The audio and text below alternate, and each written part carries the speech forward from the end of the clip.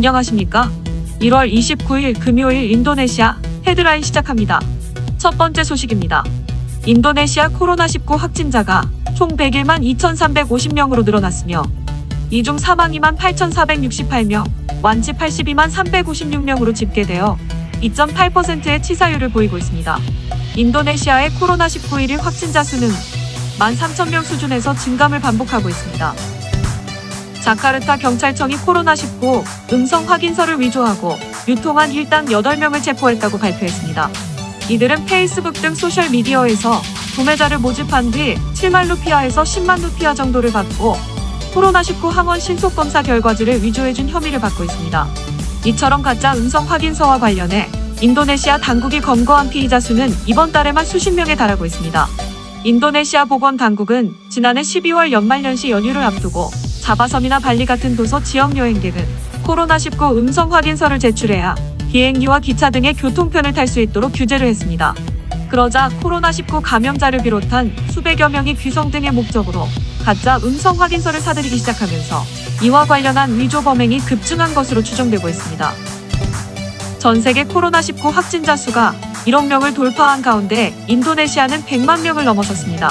실시간 세계 통계 사이트 월드오미터의 집계에 따르면 전 세계 누적 확진자 수는 1억 77만 123명, 누적 사망자 수는 216만 3,839명으로 집계되었습니다.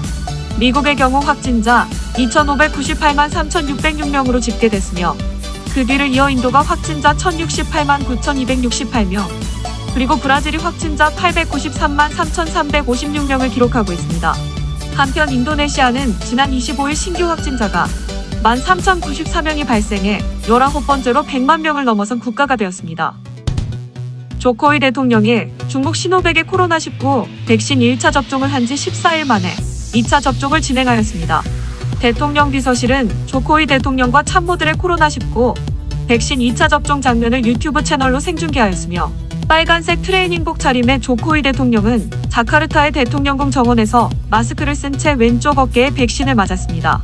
지난 1차 접종 때는 대통령 주치의가 심하게 손을 떨어 긴장할 만하다는 반응이 나왔으나 이날 2차 접종은 침착하게 진행되었습니다. 시노백이 아닌 다른 백신을 맞았을 것이라는 의혹도 있었기에 의료진은 백신을 높이 들어 화면에 비추고 주사기에 넣어 대통령에게 접종하는 장면을 여러 각도로 중계하였습니다. 조코이 대통령은 백신 접종 후 마스크 착용과 손 씻기, 거리 유지 등 보건 지침을 계속해서 잘 지켜달라고 당부하였습니다. 참고로 시노백 외에도 현재 개발된 코로나19 백신은 대체로 2차 접종을 해야 항체가 생기는 것으로 알려져 있습니다. 의료 인공지능 기업 루닉과 인피니트 헬스케어는 인도네시아 레오윌리앙 종합병원의 코로나19 환자에 대한 검진과 치료를 진행하게 되었습니다. 레오윌리앙 종합병원은 인도네시아 서부자바에 위치하며 자카르타에 이어 두 번째로 많은 코로나19 확진자가 발생한 지역입니다. 병원의 의료진들은 보다 정확한 코로나19 진단을 위해 환자들의 흉부 엑스레이 결과를 인공지능 시스템을 활용해 판독할 예정입니다. 레오윌리앙 종합병원 영상의학과 전문의는 의사들이 쉽게 놓칠 수 있는 복합폐 질환 사례에서 인공지능이 기흉 및 심장비대 등 이상 병변을 찾아냈다고 밝혔습니다.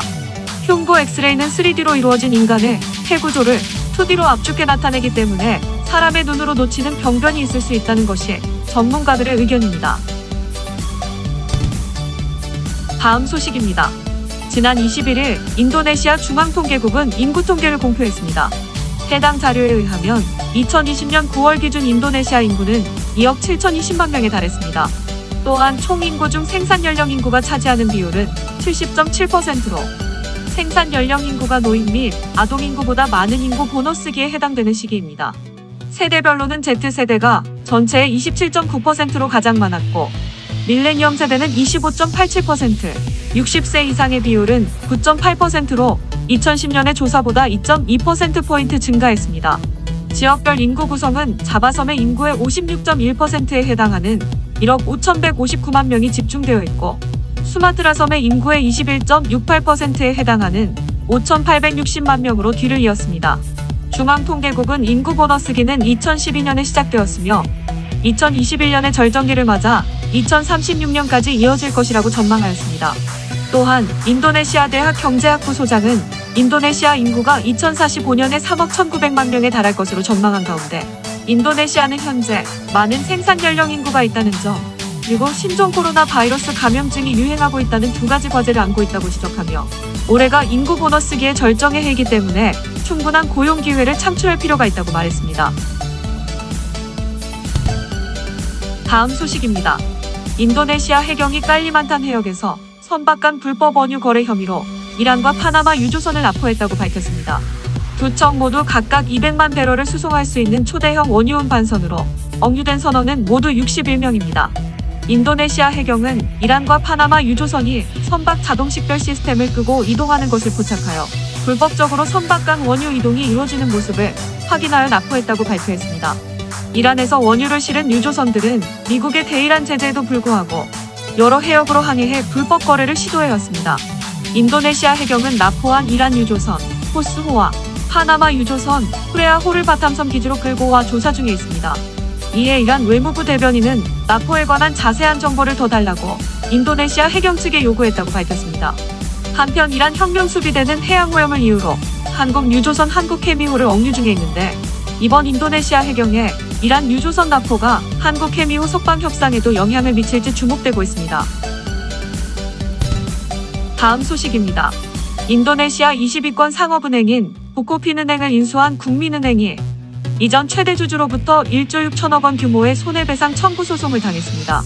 부코핀은행의 현 2대 주주인 보소아그룹은 국민은행의 부코핀은행 경영권 인수가 위법하다고 주장하며 현재 금융감독청과 국민은행에 손해배상 청구 소송을 냈습니다. 청구액은 1조 6,295억 원이며 이는 KB국민은행 자기자본 29조 5,126억 원여 대비 5.52%에 해당합니다.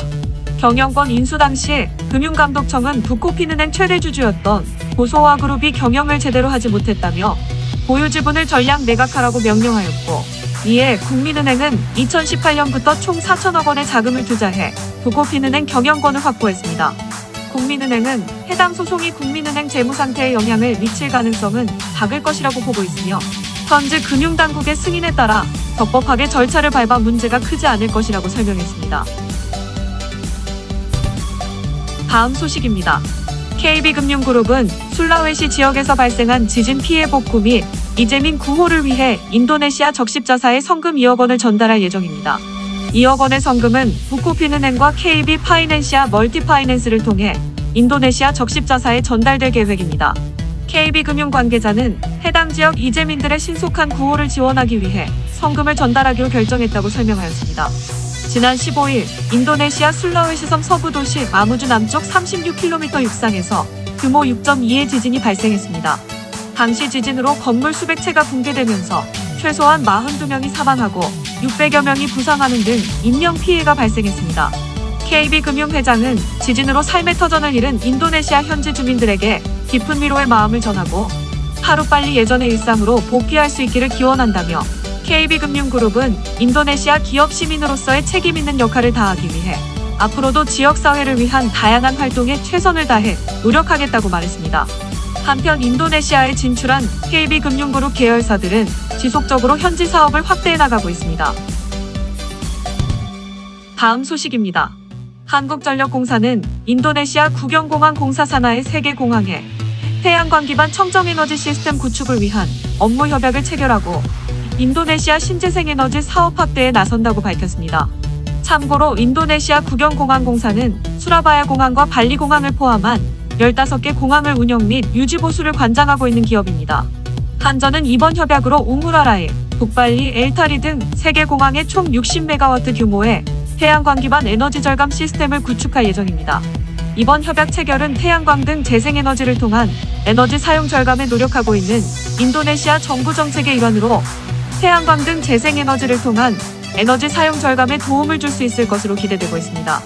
한전은 협약을 통해 신재생에너지 구축 경험과 IT 및 전력 시스템 기술 공유뿐 아니라 다양한 아이디어로 인도네시아 현지에 맞는 솔루션을 개발할 수 있도록 노력하겠다고 밝혔습니다. 다음 소식입니다. 보르네오섬 남부 깔리만탄의 석탄 광산에 폭우로 인한 산사태가 발생하면서 탄광 진입로를 막아버려 광부 10명이 매몰돼 구조 작업이 진행 중입니다. 산사태 당시 탄광에서 일하던 광부 22명 가운데 12명은 탈출에 성공했으나 나머지 10명이 빠져나오지 못했습니다. 구조당국 관계자는 탄광에서 나오지 못한 10명이 생존해 있을 것으로 보고 펌프를 동원해 진흙을 퍼내는 작업을 하고 있으며 광부들이 가진 식량으로 사흘은 버틸 수 있을 것이라고 말했습니다. 현재 갇힌 광부들과 소통이 불가능한 상태지만 탄광 내부에 대피소가 있기 때문에 생존 가능성이 높다고 구조당국은 판단하고 있습니다. 한편 남북 깔리만탄에는 올해 들어 기록적인 폭우가 계속돼 홍수산 사태로 11만 3천여 명의 이재민이 발생하고 24명이 숨지고 3명이 실종된 바 있습니다. 시청해주셔서 감사합니다. 다음 시간에 뵙겠습니다.